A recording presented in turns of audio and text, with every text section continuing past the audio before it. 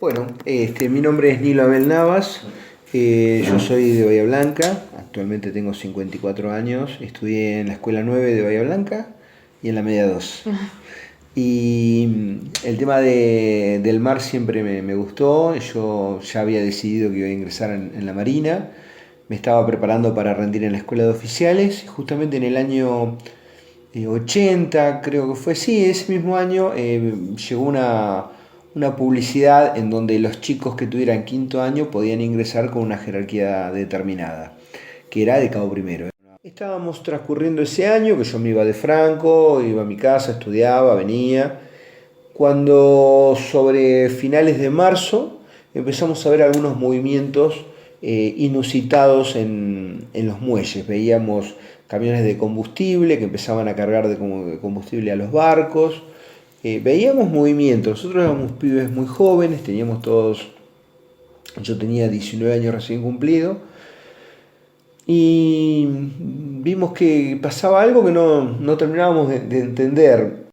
El 28 de marzo de 1982, la flota zarpa en su totalidad y queda el crucero Belgrano en el muelle. Toda la flota zarpó hacia el sur argentino, dijeron que salían a hacer pruebas. Nos resultó raro porque normalmente cuando zarpaban algunos buques, pero acá zarparon todos, destructores, portaaviones, corbetas, todos. Quedamos nosotros solos. Y el 2 de abril de 1982, el comandante nos formó a todos en el muelle. La formación era todos los días a las 7 de la mañana en la cubierta, y ese día nos formó en el muelle a todos. Y nos dijo que en la madrugada se había efectuado con éxito la Operación Rosario y que habíamos recuperado Malvinas. Cuando nosotros vimos que llegó la corbeta Guerrico, el 5 de abril, dijimos, realmente esto va en serio. Claro. Y bueno, el 16 de abril a media mañana zarpamos.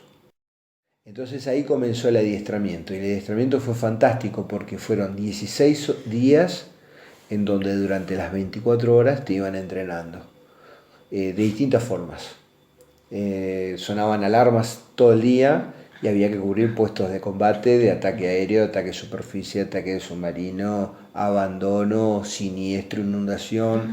Cada alarma vos identificabas el sonido y sabías que era cubrir puesto de tal cosa. Y el segundo comandante controlando los tiempos, y cuando no funcionaba se terminaba el entrenamiento y al rato volvía el entrenamiento. En el medio, cada vez que vos cubrís esas guardias tenés que ir como estés, te estás bañando, como sea, tenés que salir como estás. Y eso fue lo que después nos salvó seguramente, el entrenamiento. El entrenamiento intenso que tuvimos durante 16 días actuó en la cabeza de la persona de tal forma que cuando hubo que tomar una decisión la tomaste. Cuando suena una alarma, vos no sabés si es una práctica o si es real. Suena la alarma, vos tenés que ir a cubrir el puesto. Fueron todas prácticas menos 3. Hubo 3 que fueron reales. Hubo 3. Uno que era un contacto de superficie, uno que era un contacto de ataque aéreo, y el tercero que fue el ataque del submarino. Esos fueron 3 reales. Y ahí conformamos el grupo de tareas 79.3, con el aviso Burruchaga, un buque muy chiquitito, el destructor Piedra Buena y el Bullar, que iban a ser nuestros buques escoltas, y el buque tanque Puerto Rosales, que era el que nos iba a abastecer de combustible. Cuando zarpa entre el 4 y el 5 de abril la flota británica, vienen del Mar del Norte y vienen del Mediterráneo, porque los británicos tienen desplegado flotas por distintas partes del mundo. Pero vienen más de 130 buques navegando, pero también vienen algunos submarinos nucleares que son imposibles de detectar. Entre ellos el Sparta y el Splendid, que están navegando por el norte de Malvinas, y el Conqueror, que llega a la zona de las Islas Georgias en la semana del 20-22 de abril. El 28 de abril los chilenos le pasan información al Conqueror de que el Belgrano estaba navegando en el canal de Beagle.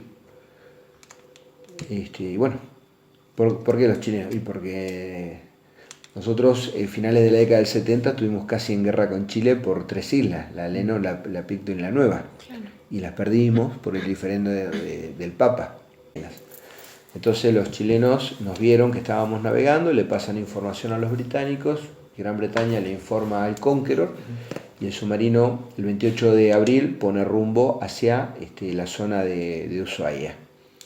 El 30 de abril, a la madrugada, el submarino, a las 2 de la mañana aproximadamente, escucha un eco en su sonar y detecta ruido de hélices a 90 kilómetros. Empieza a seguir el ruido de las hélices y en la mañana asoma el periscopio y ve los buques argentinos que estaban en maniobra de carga de combustible. Eso es el 30 de abril. El estrecho de San Carlos es el estrecho que divide las dos islas, las dos grandes islas. Malvinas está conformada por más de 100 islotes, pero hay dos grandes islas, Soledad y Gran Malvina. En Soledad está Puerto Argentino. Claro.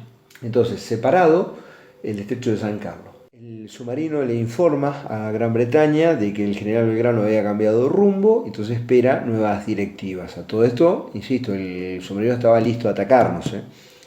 Entonces, personalmente yo me voy a dormir, pierdo el horario de almuerzo, pues estaba fundido, veníamos desgastados totalmente, con muy poco descanso. Me levanto, creo que eran 11:40 de la mañana, paso por la cocina y agarré 2 naranjas. Esa fue mi comida de las últimas 24 horas, fueron 2 naranjas y después tuve 2 días más sin comer, así que mi única comida fueron esas 2 naranjitas.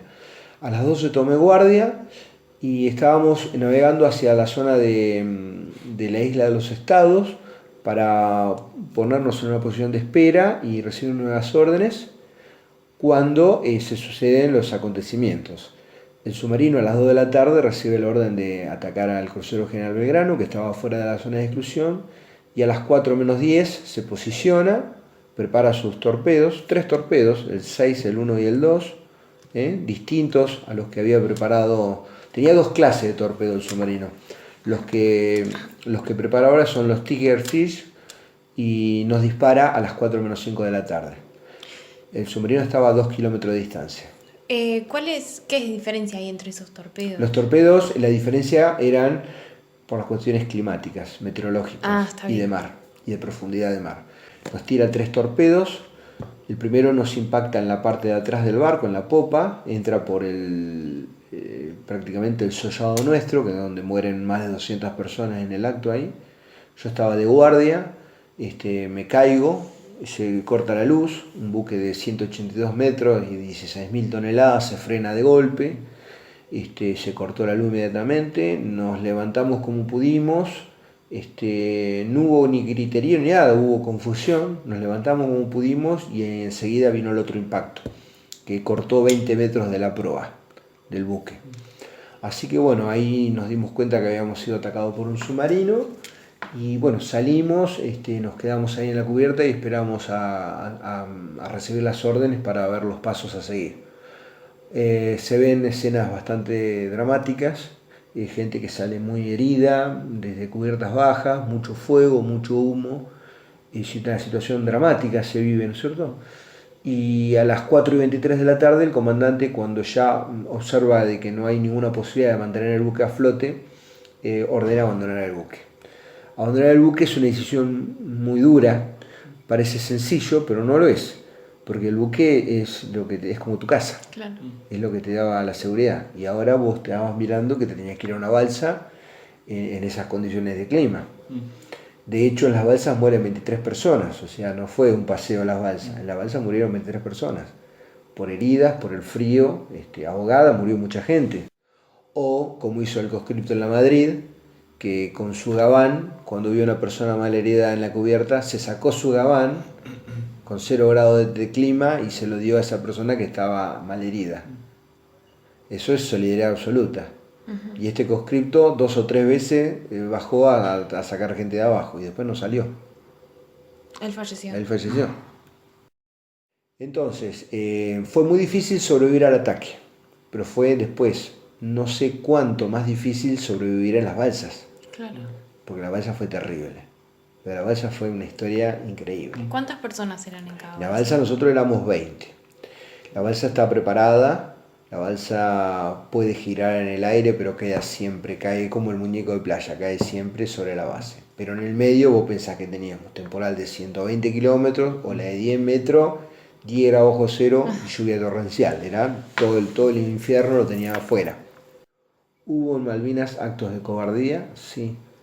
¿Hubo en Malvinas actos miserables? Sí, pero hubo en Malvinas muchos actos heroicos, pero muchos más de lo que nosotros nos podemos imaginar. Yo te puedo contar la historia del soldado Poltronieri, un chico de 19 años, analfabeto, que estuvo 2 días combatiendo solo para que la división en la cual estaba se pueda ir. Y él solo se enfrentó a los británicos durante 2 días, corriendo por los montes de punta a punta para no dejarlo avanzar, para que sus compañeros se salvaran. Porque él no tenía familia, porque no tenía nada. Este hombre sobrevive y es el que tiene la mayor condecoración de Malvinas. Esa condecoración que tiene él, la tiene San Martín y la tiene el Sargento Cabral. Así que bueno, nosotros, como les iba contando, 32 horas en la balsa nuestra la pasamos muy mal todos la pasaron mal en la balsa, muy mal, fue una noche durísima. A la mañana, a media mañana, tirábamos bengalas, vimos que habían aviones que estaban participando ya del rescate, tirábamos bengalas y sobre el mediodía comenzaron los primeros rescates. A nosotros recién nos rescatan a la 1 de la mañana, o sea, ya estábamos entrando en la segunda noche, fue durísima. La balsa nuestra nos rescata el Aviso de Gurruchaga, un buque muy chiquitito de 50 tripulantes, 60, que rescató a 360 y pico náufragos, tremendo, estábamos todos amontonados, ¿viste? Y no, cuando nos fueron a rescatar estábamos todos congelados, así que el nadador de rescate tuvo que ir al agua, romper la balsa, atarnos y nos subieran como si fuéramos pescados, estábamos todos congelados, Claro. ya no aguantábamos más. Cuando finalizó la guerra, que nos dijeron que se había producido la rendición, que Puerto Argentino había firmado la rendición, muchos, creo que fue bastante generalizado, nos sentimos como desilusionados, porque en medio como la información que teníamos era que nos daban era que íbamos adelante, que íbamos bien, y de pronto se produjo la rendición y no sé, como que nos quedamos con las manos vacías, ¿no es cierto? Y a partir de ahí empezó la otra guerra, porque cuando se produce Malvinas, la ciudadanía apoyó absolutamente al gobierno militar. Un gobierno militar que se caía a pedazos, pero con la recuperación de Malvinas, con la reconquista de Malvinas, había ganado, prácticamente todo el pueblo apoyaba al gobierno. Y después de Malvinas volvimos otra vez al problema de la dictadura y a los problemas políticos, sociales y económicos. Y nosotros los veteranos de guerra la pasamos muy mal. Fue muy duro los 74 días de la guerra, pero la guerra duró 74 días, pero el post-Malvinas dura 35 años. Primero fuimos los chicos de la guerra, después fuimos los loquitos de la guerra, y nos habíamos acostumbrado, nosotros mismos ya nos habíamos acostumbrado a ese mote, y ahora somos los veteranos de guerra. El veterano de guerra fue durísima. El caso mío, más o menos lo pude acomodar, porque yo siempre me dediqué al estudio y al deporte. Pero hubo muchachos que no tuvieron esa posibilidad. Cargados de adicciones, drogas, alcohol, lo que quieras. ¿Consecuencia de quién? De una ausencia del Estado fantástico. Entre el año 82 y el año 98, una ausencia de Estado fantástico. Entonces, a esa persona no lo arreglas con una pensión económica. Ellos, la herida abierta que tienen es la de Crucero Belgrano. ¿Por qué motivo? Porque para ellos el ataque al Belgrano, aún en la misma guerra, generó una división. Gran Bretaña, yo les conté que tenía un gobierno, Margaret Thatcher se caía a pedazos. Claro. Era el Partido Laborista y el otro partido que no me acuerdo cuál era. Cuando van a la guerra, una parte lo apoyó y la otra parte no lo apoyó. Y cuando hundieron al Belgrano, fue tremendo el repudio que tuvo el gobierno. Se dividió mucho más. Claro. Terrible. El hundimiento del Belgrano fue terrible.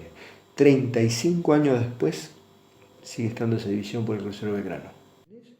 ¿Tenés algún amigo que te haya quedado de Malvinas? Sí.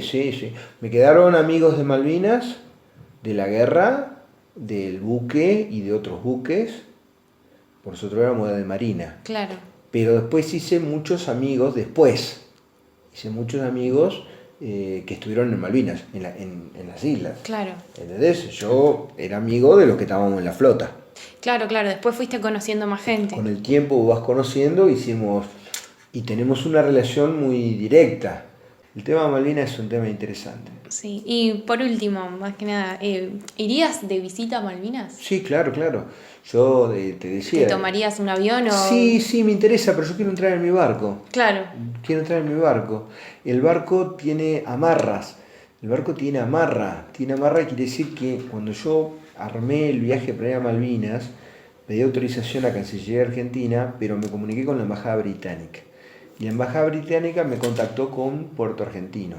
Vía mail, Puerto Argentino me autorizó, sí, en inglés, me mandaron el mail, autorizando al Galileo, porque Galileo tiene amarra, porque Galileo fue a Malvinas en el año 2007-2008.